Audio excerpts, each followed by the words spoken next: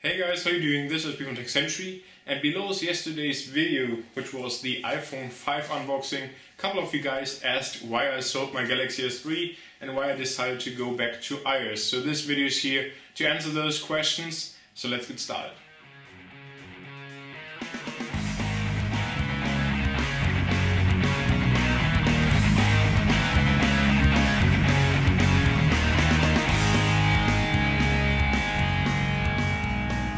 So first off, I have to say that the Galaxy S3 is a great phone, and I really enjoyed it, and I never thought that I would like it as much as I did. And so even to start out with, it feels great in your hand. It doesn't have any sharp corners. It just feels really good in your hand, even though it's made out of plastic, and that was no issue at all. It's awesome light. Besides that, the screen is absolutely amazing. From now on, I'm definitely a fan of the AMOLED screen technology, especially since you can adjust the colors, like how much they're oversaturated and so on in the settings. For example, you can choose vivid, neutral and so on. You have really dark blacks, and so absolutely amazing. And I just have to say, I was really impressed. I never thought that I would like the Galaxy S3 as much as I did, and Android as well. Really impressed with it. Never thought that Android would have been so good, especially now where the update to Android 4.1 Jelly Bean was pushed out to the Galaxy S3. It was really impressive.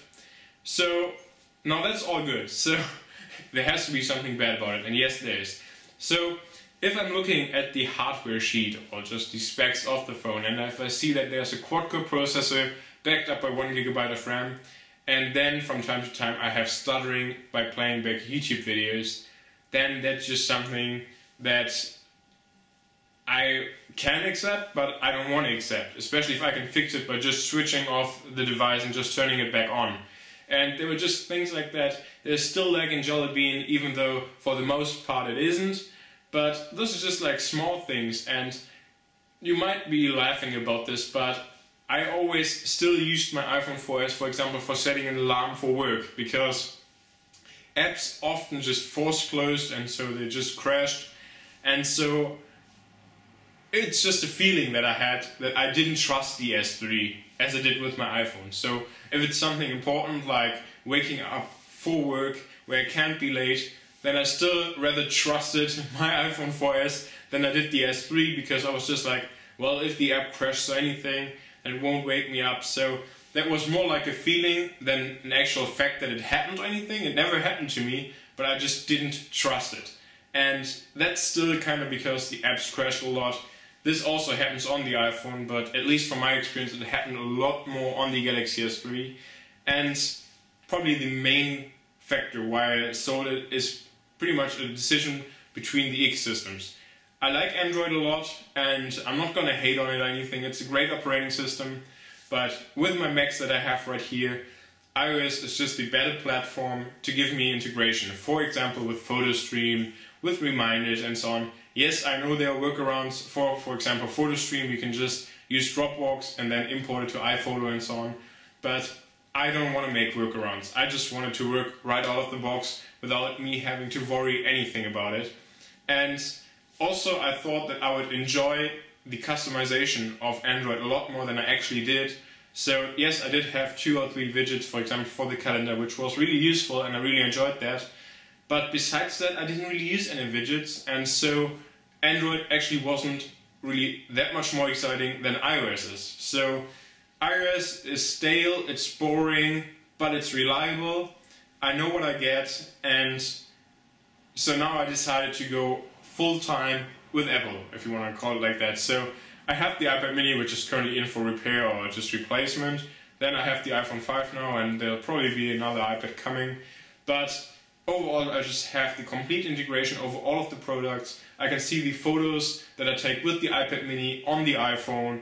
I can see the pictures I take with the iPhone on the MacBook Air. And you get the idea. All the reminders are everywhere. I still prefer the built-in mail application that's on the iPhone, for example, compared to the Gmail app that you find on Android, even though there's now pinch to zoom coming in Android 4.2. But still, those are just like small things. And then probably the biggest factor why I decided to sell it was that I was able to get 360 bucks for it, and I paid €1 or €1 for the phone itself. So that was a pretty good profit right there. and I was able to pick up the iPad mini from that price, or for that money that I got from the sale of the Galaxy S3, and I actually was able to pick up the iPhone 5 for 180 bucks. And you probably have to agree that that's just an awesome price. I didn't have to renew my contract or anything, but just 180 bucks I wasn't able to resist. If I didn't have the offer for the iPhone 5, which was that good, I wouldn't have sold the S3 because I really enjoyed it. The screen is awesome. I really enjoyed having a 16:9 aspect ratio so that you can watch YouTube videos, for example, in full screen. And if all the apps would work like, for example, Google Talk, if they would look as good, then that would have probably been another story as well. But for example, I tried like 20 or 30 Twitter applications, and at least in my opinion, nothing came close to Tweetbot. So I spent a lot of money and a lot of years investing in apps on iOS. So that's for me just the safe way to go, because I bought a lot of iPad apps that I can now run on my iPad mini and then on the regular iPad. And I bought tons of iPhone apps that I can just run on the iPhone. So for me that's just the better choice for now, but I still feel like I gained a lot through the experience with the Galaxy S3 because it just really impressed me a lot. And I'm not gonna hate on Android. It's an awesome operating system, and this won't be my last Android device, the Galaxy S3. I'll definitely come back to Android. The LG Nexus, or the Nexus 4 by LG, actually looks really promising for the price. And if I have any chance, then I'll definitely pick it up, probably a little bit later, not directly at the launch now. But Android has impressed me. There are pros and cons to iOS and Android. No operating system is perfect, and there's no reason to hate or anything. Everybody's supposed to choose what fits them best. At the moment, for the lifestyle that I have, iOS is just better because it's more simple, because it works the most of the time at least, and because the integration as well. And so I decided that I, at least at the moment, don't want to be entertained by the OS. I want to be entertained by the applications. And so that's what iOS gives me, and that's how I probably spend less money in the long run, because I don't have to buy every app again on Android.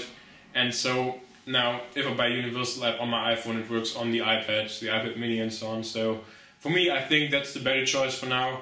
I might regret it in a couple of months again, but as I said, I'll probably pick up an LG Nexus 4 sometime then. And besides that, that's pretty much all my reasons that I had. So no, I don't hate Android. Android is a great OS. iOS is also great, and for me at the moment iOS is the better decision. Let me know what you guys think. Why do you prefer Android? Why do you prefer iOS? And I will be interested to see if we can get this started in the comment section without a big fight, or if the big fight is going to happen as usual, and if somebody will call me fanboy and so on. And I honestly don't care, so I'll be interesting to see what you guys have to write in the comment section down below. Thank you very much for watching this video, and I hope to see you in my next one. Oh, and don't forget to hit the subscribe button above. Thanks!